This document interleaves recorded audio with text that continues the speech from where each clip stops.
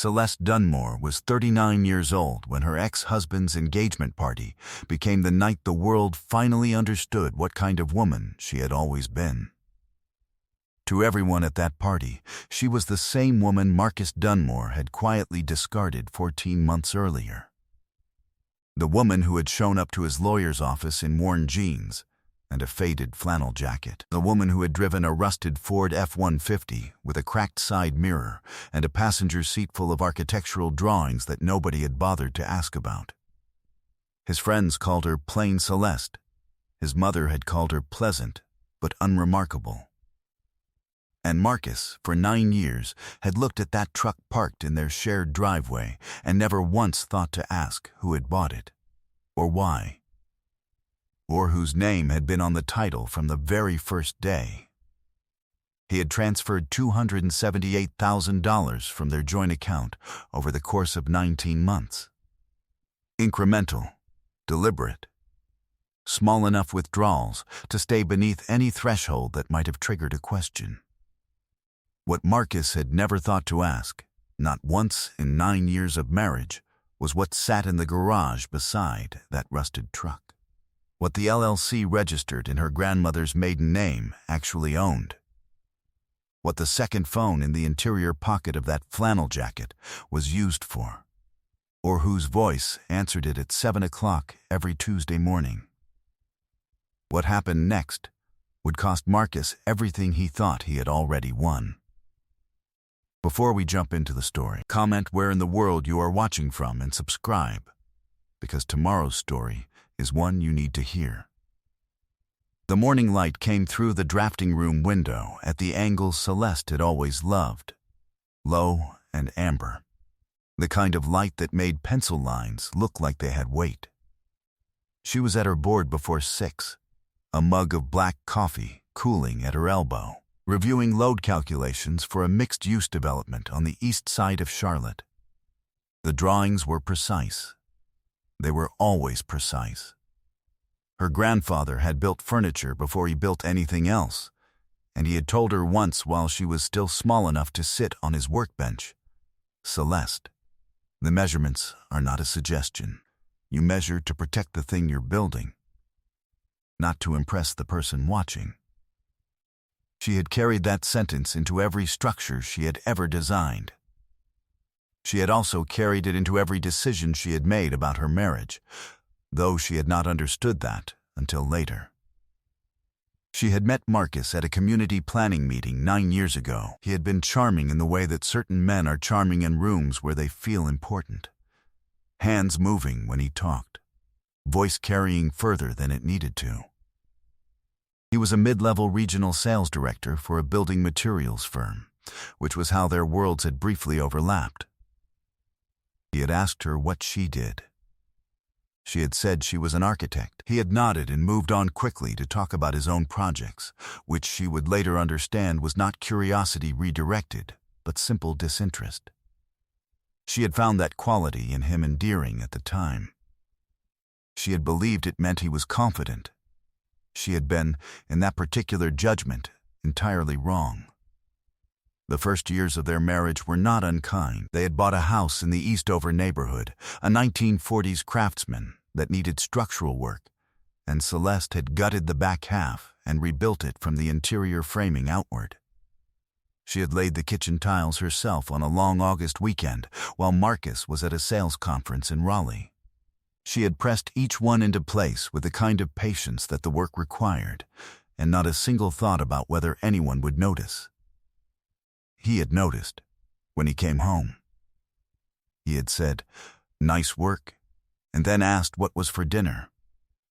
The trouble had begun arriving in small shapes before she had a name for it. A new cologne she had not purchased, a habit of leaving his phone face down on the kitchen counter that he had not had before. A weekend trip to Greensboro that had been planned, then unplanned, then replanned in the space of 4 days. She had filed each observation the way she filed anything that did not yet have a place in the structure. Carefully, without urgency, waiting for more information. The envelope was the thing that finally gave the information a shape. It arrived on a Tuesday in October, addressed to him, from a law firm in Dilworth she did not recognize. She did not open it. She photographed the return address with the sleek second phone she kept in the interior pocket of her jacket and set the envelope back on the kitchen counter exactly where she had found it. That evening, Marcus picked it up, glanced at it without expression, and slid it into his laptop bag. He kissed her cheek. He said dinner smelled good. She drove that evening to a property on the south edge of the city that she had purchased 3 years before the marriage and never mentioned, and she sat in the truck in the dark and made a call.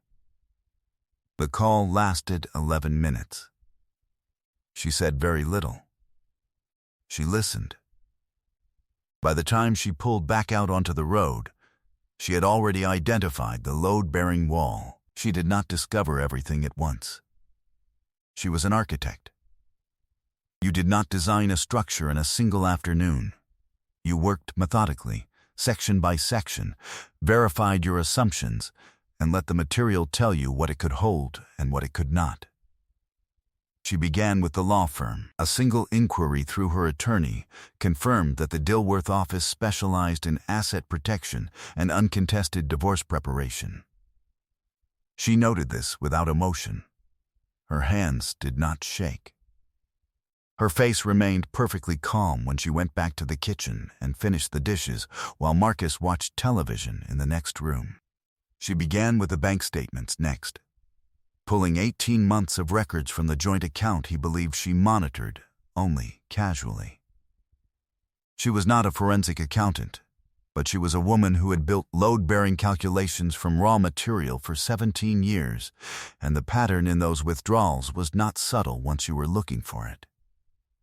3,200 here, 4,000 there. 11,000 in a single month directed to a PayPal account registered to a name she ran twice before she believed what she was reading. Danielle Osai, 28 years old, according to the LinkedIn profile Celeste found within 40 minutes. Corporate events coordinator, a woman who had been photographed 3 times in the last 8 months at the same industry conferences Marcus had attended. She built the timeline on a Monday afternoon, with her office door locked and her phone silenced. The first transfer coincided exactly with the Greensboro trip that had been replanned 4 days before departure. The last one had come 6 weeks ago. She cross-referenced hotel receipts she found in an email account Marcus did not know she could access, forwarding each one to herself with no subject line. 19 months. $278,000. Moved in increments designed to disappear. She opened a new folder on her desktop. She named it after the street address of the house they shared. She was methodical that way. She moved, as she always moved, without announcing the direction. She was watching.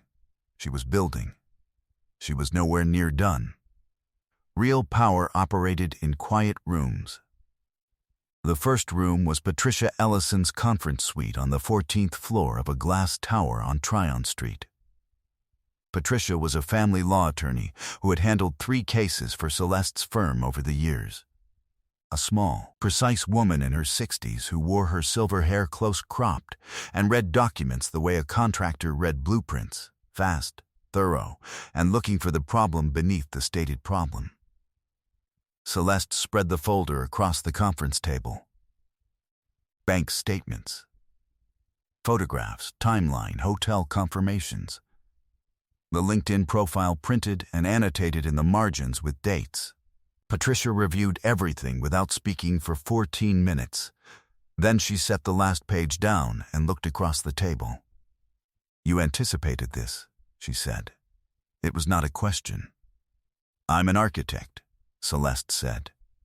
"I don't start building without reviewing the site conditions first." Patricia's expression did not change, but something behind her eyes settled into a quiet, professional satisfaction.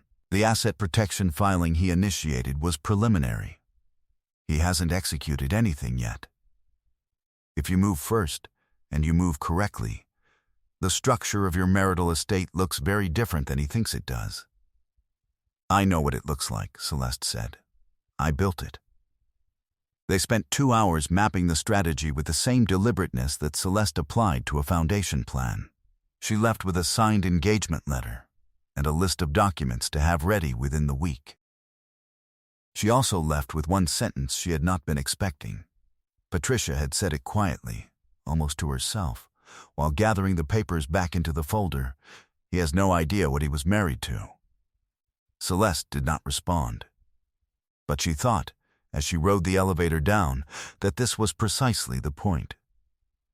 Some things you don't say, you show. 3 days passed before she drove out to her Uncle Raymond's place off Route 16, a 30-acre property in Lincoln County that Raymond had held since before Celeste was born. He was 71 and still felled his own dead timber, and when she pulled the truck down his gravel drive, he was on the porch waiting with 2 glasses of sweet tea like he had known she was coming, which he probably had, because Raymond had never needed to be told much. He listened without interrupting, which was his way. When she finished, he set his glass down and looked out across the tree line for a long moment. I never thought that man saw you, Raymond said finally. I watched him for 9 years, and I never once saw him look at you the way a man looks at something he understands the value of. He paused. Your grandfather would have told you the same thing. Papa would have told me to measure twice, Celeste said. You already measured, Raymond said. Now you're cutting. He reached inside the screen door and handed her an envelope she had not seen him prepare. Inside was a photograph from her and Marcus's 3rd year of marriage, taken at Raymond's property. Celeste was on the porch laughing. Marcus was looking at his phone. Documentation, Raymond said. I kept everything. She drove back to Charlotte with the photograph on the passenger seat beside the architectural drawings. She thought about the Japanese maple she had planted in the backyard of the Eastover house 2 springs ago. The way she had tamped the soil down around the root ball with both palms, careful and deliberate. She had not planted it for Marcus. She had planted it because it was the right tree for that corner of the yard. That distinction, she realized now, had always been the distance between them. By the following Friday, Patricia had uncovered the other side of the ledger. Marcus had not only been moving money, he had been running personal travel expenses through the joint business account he shared with Celeste as a 50% partner in a small property holding company they had formed in the 2nd year of their marriage. $44,000 in fraudulent deductions over 2 years. Receipts submitted under project codes for developments Celeste could verify had never existed. A pattern that once surfaced constituted tax fraud and breach of fiduciary duty, which was a word Marcus would need someone to explain to him twice. The counter-evidence was not her goal. It was her leverage. There was a difference. She had spent her career understanding the difference between what held a structure up and what was simply visible from the street. That weekend she went home and made his favorite meal. Braised short ribs and roasted root vegetables, the same dinner she had made for his birthday for 6 years running. He sat at the table and talked about a new account he was chasing in Asheville. She asked questions and nodded in the right places and refilled his water glass when it ran low. He said, "At the end of the meal, you seem good lately." "I am good," she said. She cleared the dishes. He went to the living room. She washed the pots with the same care she gave every task she undertook, and the house was quiet, and she was unbothered, and she already knew every measurement. Preparation is the work. The engagement party was held at the Ballantine Resort on a Saturday in April. Celeste had received a forwarded invitation through a mutual acquaintance, which was likely not intentional, but she chose to treat it that way. The divorce had been finalized 6 weeks earlier, settled cleanly and entirely in her favor once Patricia laid the fraudulent business account documentation across the mediation table in January. Marcus had signed with the look of a man who had walked into a structural wall he had not known was there. He had kept the Eastover house in the settlement, which was what he wanted. He had believed this was the crown of the negotiation. He had not known that Celeste had purchased, 2 months prior to the mediation, the 8,000-square-foot commercial property 3 blocks from Raymond's land, where she had been quietly operating her second firm for 6 years. He had not known about the LLC. He had not known about the 14 residential projects completed under that LLC in the previous 3 years. He had not known about the contracts. He had known about the rusted truck. That was what he thought she was. She arrived at the Ballantine 40 minutes after the party began, alone in the driver's seat of the F-150, because she had always loved that truck and saw no reason to change that. She pulled into the valet lane. A young man in a white shirt approached and reached for the driver's door. Behind her, pulling smoothly into the lane, came a black Ferrari Roma she had leased from a client's dealership as a closing gift to herself on a project completed in February. She had no plan to drive it in. She had simply brought it because she knew the driver, a tall, unhurried man named Calvin, who had project managed her largest residential build and who had, 3 months ago, asked her to dinner with the particular directness of a person who had decided what they wanted and saw no reason to be unclear about it. She stepped out of the truck. Marcus was just inside the lobby entrance, visible through the glass, standing with Danielle Osai in a pale blue suit. He saw Celeste. He said something to the group around him. The group turned. And then Marcus smiled. A smile that was not warm, but was the kind of smile that certain men produce when they believe they have already won an exchange. The smile that said plain Celeste, unremarkable Celeste, drove her rusted truck to my engagement party, and she is still wearing the flannel jacket. The smile lasted approximately 4 seconds. Calvin pulled the Ferrari to a stop behind the F-150 and stepped out, unhurried, and walked to where Celeste was standing. He stood beside her, not in front of her, the way a man stands next to someone he respects rather than someone he is trying to protect. The valet looked between the 2 vehicles. One of Marcus's guests said something Celeste could not hear. She walked inside. She did not go to speak to Marcus. She did not go to congratulate him. She went to the small table in the far corner of the room where Patricia Ellison was already seated with 2 women from the County Planning Commission who had approved Celeste's development applications for the past 4 years, both of whom had recognized her the moment she walked in, both of whom stood when she reached the table. Marcus came to her 20 minutes later. He had recalibrated his expression by then. He stood across from the table and said, with the practiced ease of a man who had rehearsed something on the walk over, "I didn't expect to see you here, Celeste, I know," she said. He glanced at the other women. He glanced at Calvin. He said, "Lower, is this really necessary?" Patricia set a business card face up on the table without looking at Marcus. It was not her own card. It was the card of the county commissioner who had publicly cited Celeste's firm 3 months ago for a community development project on the east side. Marcus picked it up. He read it. He read it again. Celeste watched his face move through its stages. She had seen this before, on job sites, when a contractor realized mid-build that the specifications he had ignored in week 2 had become the load-bearing problem in week 8. It always landed the same way. Confusion first. Then arithmetic. Then the particular pale stillness that followed when a person understood they had built their assumptions on the wrong foundation. "You had 9 years to ask what I was building," Celeste said. "I was always building. You just chose to look at the truck." She picked up her glass. She did not look at him again. She returned to her conversation, and after a moment she heard him walk back across the room, and she did not track where he went. She was not angry. She was clear. Those are very different things. 8 months later, Celeste stood on the back porch of a house she had designed and built on a half-acre in the Plaza Midwood neighborhood. A single story with wide eaves and a deck built from reclaimed timber she had sourced herself. The Japanese maple from the Eastover house had been transplanted to the corner of the new backyard on the recommendation of the arborist who confirmed it would hold. It had held. Its leaves were already beginning to turn in the October air, amber at the edges, the same color as the morning light she still kept drafting hours for. Calvin was inside making coffee.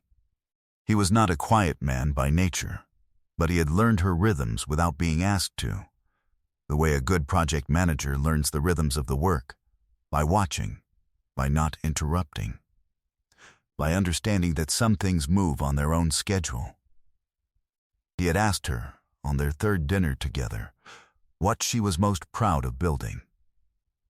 She had thought about the question for a long time before answering. She had said, an infrastructure you can't see from the street. And he had nodded like he already knew. She had heard, through Raymond, that Marcus had lost his position at the building materials firm in June. A restructuring, the official explanation said. An arrangement encouraged by the LLC's general counsel, Raymond had told her, who had also been the general counsel for 3 of the firm's largest supply contracts.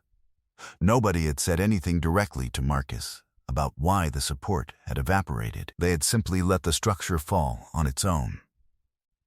Danielle Say had relocated to Atlanta. Marcus was now managing a small tile showroom in Concord. She had heard this without seeking it. She had registered it the same way she registered any material that no longer had a structural role. Noted. Filed. Set aside. The mortgage on the Eastover house was according to the content में बदले करें. The mortgage on the Eastover house was she had not gone looking for, but which Raymond had mentioned in passing, 3 months in arrears. She thought about the kitchen tiles she had pressed into place on that long August weekend. She thought about the load calculation she had done in her head before she laid the first one, making sure the subfloor could carry the weight of what she was building above it. She thought about how Marcus had come home and said, "Nice work," and asked about dinner, and how she had known dinner, and how she had known even then, in some quiet instrumental parts of herself, that the house was hers even if the title said otherwise. She had always built for permanence. That was simply who she was. Calvin came out with 2 mugs and set hers beside her without ceremony and stood at the rail looking at the maple. The morning was cool. The light came through the trees at the angle she had accounted for when she positioned the porch. She was free. She was solvent. She was unbothered. Some things, she thought, were worth the patience to build right. I hope you enjoyed that one. Be sure to like the video and subscribe so you don't miss the next story. I've picked out 2 more for you that I think you'll really like.